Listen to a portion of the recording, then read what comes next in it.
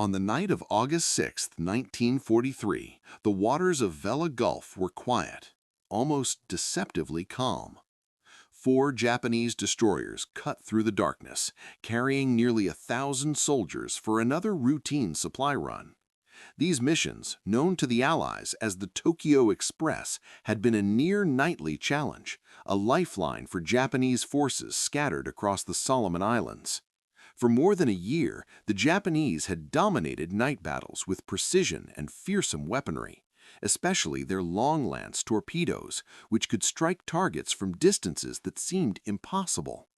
American ships had tried countless times to intercept them, but each attempt ended in frustration. The destroyers seemed to vanish into the night, ghosts that could not be touched. The American Navy, however, was learning fast. After months of failures, after countless torpedoes that had either exploded prematurely or failed to detonate at all, something had changed. For 20 months, American torpedoes had been notoriously unreliable, a scandal that nearly cost the United States the war in the Pacific. Submarine captains reported failure rates of up to 80%. Torpedoes ran too deep beneath enemy ships, detonated without warning, or refused to explode even on direct impact. The Bureau of Ordnance insisted the problem was with the crews, not the weapons, leaving frontline commanders frustrated and desperate. Men had watched Japanese ships pass unscathed, ships that should have been sunk months earlier. This night, however, was different. 6 American destroyers, under the command of Commander Frederick Moosbrugger, were waiting in the shadows. They carried new torpedoes that finally worked, and radar equipment that allowed them to see through the night in ways the Japanese could not imagine. For the first time in the war, American destroyers could plan a perfect surprise attack against the legendary Tokyo Express. The tension among the crews was palpable.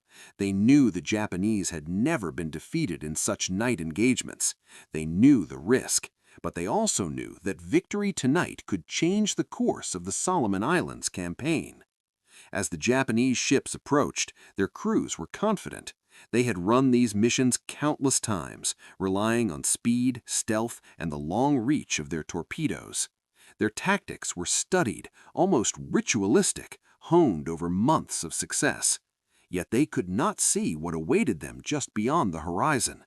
They did not know that the Americans had mastered a new technology, one that would let them strike before the Japanese even realized they were under attack. Radar blips glimmered on American screens, the silent signal that the enemy was near. Commanders quietly plotted their moves, timing every maneuver with precision. The Japanese destroyers glided through the water, unaware that every second brought them closer to disaster. There was no warning, no prelude. The American ships were positioned perfectly, ready to unleash torpedoes that, until recently, would have been as likely to fail as to succeed. But tonight, every calculation, every adjustment, every bitter lesson learned from months of torpedo failure converged into a single moment of lethal efficiency. The crewmen held their breath as their captain gave the final order. They knew history was being written in the darkness around them. It was not just about the ships or the weapons. It was about the culmination of American persistence in the face of repeated setbacks. For 20 months, naval officers and sailors had been forced to confront institutional failures, to innovate on their own, and to trust in the technology they had been told was broken. That struggle was about to bear fruit in a way that the Japanese could not imagine. On this night, the Tokyo Express would meet its first true challenge, a challenge that would test both courage and ingenuity, and reveal the hidden strengths of a navy that had endured months of quiet humiliation. From the Japanese perspective, the night seemed routine. From the American perspective, it was the moment to prove that patience, planning, and adaptation could overcome years of failure. The darkness of Vella Gulf would soon be pierced, not just by gunfire first, but by torpedoes launched with deadly accuracy. And as the first signals reached Commander Moosbrugger, he knew that everything the Americans had endured, every broken torpedo, every missed opportunity, had led to this moment. Victory was not guaranteed, but it was finally within reach. As the destroyers moved silently through the water, the tension on board both sides was almost unbearable. Japanese sailors were unaware of the danger, while American crews waited with quiet determination. The calm of the night contrasted sharply with the storm that was about to break. In those final minutes before engagement, every sailor's training, every calculation, and every lesson learned over 2 long years of war would be tested to its limits. And the outcome of this night, which had begun like any other, would be remembered for the precision, speed, and shock that defined the very essence of modern naval combat. For nearly 2 years, American submariners and destroyer crews had waged a quiet battle not against the Japanese Navy, but against their own weapons. Torpedoes, the supposed backbone of the Navy's striking power, were failing at catastrophic rates. Some ran hundreds of feet beneath enemy ships without detonating.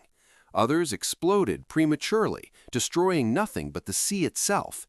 Even when a torpedo struck a target dead on, it often failed to explode. Submarine commanders grew frustrated, reporting failure rates as high as 80%, while the Bureau of Ordnance refused to admit any fault. Officers were told it must be user error, even as crews repeated drills, checked equipment, and risked their lives on missions that were doomed by flawed technology. The weapon at the center of the scandal was the Mark 14 torpedo, a seemingly simple device that should have been reliable. Yet design flaws, defective exploders, and poor testing meant it was a constant gamble. Pressure to maintain secrecy and a misguided sense of trust in laboratory testing had kept the torpedoes in service long after their flaws were obvious. Officers in the field tried to innovate, experimenting with depth settings, running tests in calm waters, and documenting failures meticulously, but institutional inertia meant little would change. Every mission carried the same risk, that their torpedoes would fail when it mattered most. The consequences were staggering. Ships that should have been destroyed escaped unscathed. American submarines patrolling the Pacific in life-or-death encounters watched enemy convoys pass by, unable to strike effectively. Hundreds of lives were put in jeopardy not by superior enemy tactics, but by weapons that refused to work. Men who trained for precision attacks were forced to confront the bitter reality that their tools were unreliable, undermining morale and confidence in the Navy's leadership. Yet despite the mounting evidence, reports were often dismissed, attributed to human error, or buried in bureaucratic paperwork. It was more than a technical failure. It was a crisis of trust and accountability. Field commanders felt the full weight of responsibility, knowing their crews could die because a torpedo would not explode. Each failed mission reinforced the sense of urgency, but also deepened frustration. Sailors and officers began to take matters into their own hands, conducting private tests, adjusting depth controls, and experimenting with firing techniques to try to make the weapons work. They were determined to succeed, even as Washington insisted the problem did not exist. By the summer of 1943, after 20 months of repeated failures, the Navy had reached a turning point. Investigations finally forced recognition of the flaws in the Mark 14 torpedo and its exploder mechanism. Field reports, test launches, and undeniable evidence could no longer be ignored. Engineers revised the design, corrected the depth-keeping problems, and ensured that detonators would function on impact as intended. What had been a crippling weakness was finally transformed into a weapon that could be trusted. The timing could not have been more critical. In the Solomon Islands, Japanese supply runs under the cover of night had been virtually unstoppable. Their destroyers, armed with long-range, long-lance torpedoes, exploited American weaknesses. The Tokyo Express had become a symbol of Japanese mastery of night combat, and American torpedo failures had made interception nearly impossible. But with the flaws corrected, the balance was beginning to shift. Crews could finally rely on their torpedoes to function, giving them the confidence to engage the enemy decisively. This was not merely a technical fix, it was a psychological breakthrough. Sailors who had spent months doubting their weapons now felt a renewed sense of purpose and capability. The Pacific War had been marked by improvisation, courage, and innovation, but nothing demonstrated the power of persistence more than this moment. The Navy had been humbled by failure, yet the very same experience forged the conditions for a decisive reversal. When Commander Moosbrugger prepared to intercept the Tokyo Express at Vella Gulf, it was not just the radar that gave him an advantage, it was the combination of technology, trust in his weapons, and the hard lessons learned from nearly 2 years of torpedo failure. The American Navy had endured, adapted, and emerged stronger. In a few hours, those corrected torpedoes would prove their worth in one of the most astonishingly efficient night engagements of the war, ending Japanese dominance and changing the course of naval combat in the Pacific forever. The night air over Vella Gulf was thick with tension, a quiet calm that concealed the storm about to erupt. 6 American destroyers, sleek and lethal, moved silently through the shadows, each crewman acutely aware of the stakes. Commander Frederick Moosbrugger had spent weeks studying Japanese tactics, tracking their supply runs, and analyzing past failures. He knew the Japanese destroyers were fast, heavily armed, and experienced in night combat.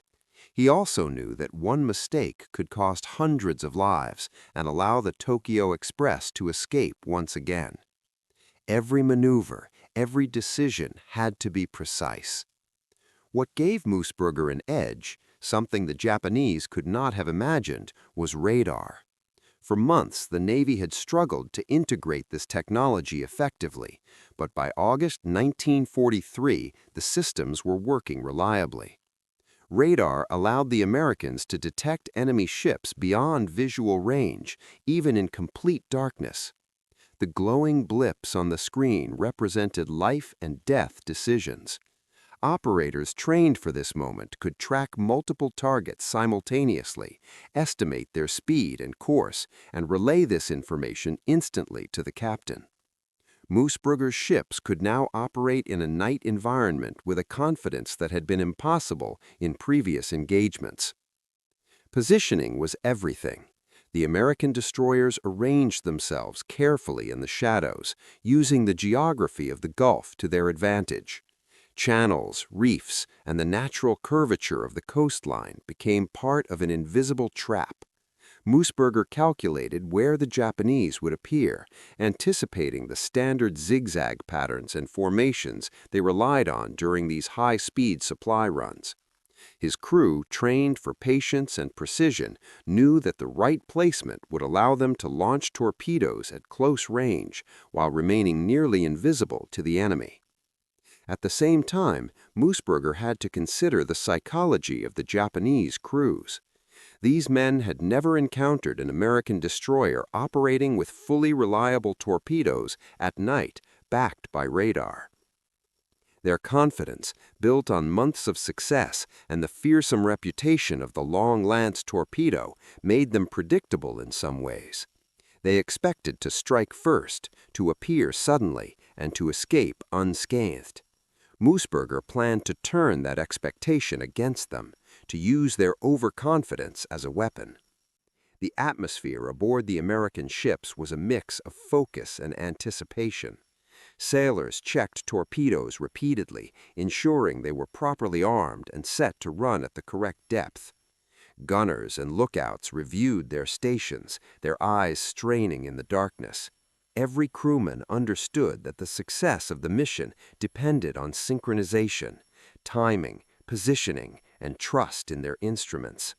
Months of torpedo failures and hard lessons had prepared them for this night. There was a quiet determination, an almost palpable sense that history was about to be made. Meanwhile, the Japanese destroyers cut through the water with their usual efficiency. They relied on speed, darkness, and decades of combined naval experience. Captain Tamechi Hara, aboard one of the lead ships, felt confident as his crew readied for another routine supply run. The long lance torpedoes, silent and deadly, were loaded and ready, and the men trusted in their training as much as in their weapons. But they could not see the 6 American destroyers lying in wait, cloaked by the night and guided by radar that would allow for precision strikes they had never faced before. As the minutes passed, both sides moved closer to the inevitable. Moosbrugger calculated every angle, every distance, and every possible reaction the Japanese might make. He ordered his ships into positions that would maximize the effectiveness of their torpedoes, minimize exposure, and allow for coordinated fire. Each ship was like a piece on a chessboard, carefully placed to execute a plan that would unfold in seconds once the engagement began. The tension was almost unbearable, the quiet before the storm stretching across the water like a taut wire waiting to snap. The crew knew that once the Japanese destroyers entered the kill zone, there would be no turning back. The moment of decision was approaching, and the margin for error was razor thin. Moosbrugger's meticulous preparation, the radar advantage, and the long-awaited reliable torpedoes combined into a deadly force. He understood the responsibility on his shoulders. This was not just a tactical maneuver. It was a test of American naval ingenuity, patience, and resolve. In a matter of moments, all that preparation would either result in a historic victory or a catastrophic failure. In the final minutes before contact, silence reigned on the American ships. Sailors held their positions, gripping rails and peering into the darkness, hearts racing with anticipation. Every sensor, every instrument, every calculation would soon be tested under fire. The night that had begun quietly was about to explode into one of the most decisive and shocking engagements in the Solomon Islands campaign. For the first time, the Americans were ready to meet the Tokyo Express on equal footing, to turn years of failure into a triumph of strategy, technology, and courage. The moment arrived with sudden, terrifying clarity. Japanese destroyers glided into the kill zone, unaware of the 6 American ships waiting in the shadows. The quiet night was shattered not by gunfire at first, but by the invisible precision of torpedoes slicing through the water. Commander Moosbrugger gave the order, and the first volleys were launched, each torpedo running true for the first time in nearly 2 years. The Japanese had never faced this. The weapons they had dismissed as impossible now moved silently toward them, carrying destruction that would strike within minutes. Time seemed to stretch as the torpedoes closed the distance. On the Japanese ships, the men were still focused on their own mission, confident in their speed and stealth. They relied on the reputation of the long lance torpedo and their proven night tactics. But the American plan was flawless. The destroyers had been positioned perfectly, every angle calculated, every torpedo ready. As the first explosions erupted, shock rippled through the Japanese crews. One destroyer was hit almost immediately, flames licking across its deck as the hull shuddered from the impact. The speed and accuracy of the attack left no room for countermeasures. In just minutes, the chaos was absolute. Torpedoes struck 2 more ships in rapid succession, detonations echoing across the Gulf like thunder. 3 destroyers, each carrying hundreds of soldiers, were disabled or sinking within 6 minutes. The American ships, hidden in darkness and guided by radar, remained unscathed, their crews watching with a mix of awe and grim satisfaction. The victory was precise, almost surgical, a testament to planning, patience, and the lessons learned from previous failures. Survivors of the Japanese ships faced a horrifying reality. Some refused rescue from the Americans, clinging to pride, training, or fear of capture. Men watched comrades drown or jump into burning seas, the suddenness of destruction leaving little time for thought, only reaction. Captain Tamechi Hara later described the scene as unlike anything he had experienced, noting the terrifying accuracy and speed of the American attack. He had faced the best of American crews before, but never with torpedoes that worked this reliably, and never with the advantage of radar guiding the strike. The battle was over almost as quickly as it began. The Tokyo Express, which had seemed unstoppable for over a year, was halted in its tracks. The Americans had achieved their first decisive night victory, demonstrating that superior planning, new technology, and corrected weapons systems could overcome years of Japanese dominance. The 6 destroyers had executed their plan with flawless coordination, proving that the Navy had finally mastered the challenges of night combat in the Pacific. The implications were immediate and profound. The Japanese would reconsider their supply routes, the confidence in their night tactics shaken. American commanders, long frustrated by torpedo failures, now saw the power of persistence and innovation rewarded. The strike at Vella Gulf became a case study in effective use of radar, torpedo placement, and surprise, showing that one well-prepared force could destroy an enemy superior in numbers and experience. This engagement also marked a turning point in morale. For American sailors, it was the vindication of months of hard work, testing, and overcoming institutional obstacles. For Japanese crews, it was a shock to a system that had relied on invincibility during night operations. The psychological impact was as significant as the tactical outcome, altering the confidence and planning of both sides in subsequent Pacific engagements. Within 6 minutes, history had shifted. The combination of Moosbrugger's planning, reliable torpedoes, and radar guidance had rewritten the rules of night combat in the Solomons. The Tokyo Express would never operate the same way again, and American destroyers had proven that technology, preparation, and courage could overturn long-standing myths of invincibility. The battle at Vella Gulf was a stark reminder that in war, innovation and adaptation often mattered as much as numbers or firepower, and that perseverance in the face of repeated failure could yield a victory so complete it would echo across the Pacific for the rest of the war. The aftermath of Vella Gulf was as dramatic as the battle itself. 3 Japanese destroyers had been sunk in a matter of minutes, and the Tokyo Express, once a symbol of Japanese dominance in night operations, had been broken. Survivors clung to rafts drifting in the dark waters, while American ships cautiously moved through the area, confirming the success of their attack. The Navy had finally proven that persistence, planning, and technology could overcome years of frustration and failure. The victory was not just tactical, it was symbolic, demonstrating that the Americans could beat the Japanese at their own game. For Commander Moosbrugger and his crews, the battle validated every painstaking decision made in the weeks leading up to the engagement. The careful positioning, the use of radar, and the reliance on torpedoes that now worked reliably had all come together perfectly. Months of frustration over faulty weapons, countless missed opportunities, and bureaucratic obstacles had led to this moment of decisive action. The success at Vella Gulf became a textbook example of how preparation, patience, and trust in both technology and training could produce results that seemed impossible just a year before. The impact on Japanese tactics was immediate. The Tokyo Express, which had operated with near impunity for over a year, was forced to change. Supply runs became slower, more cautious, and less effective.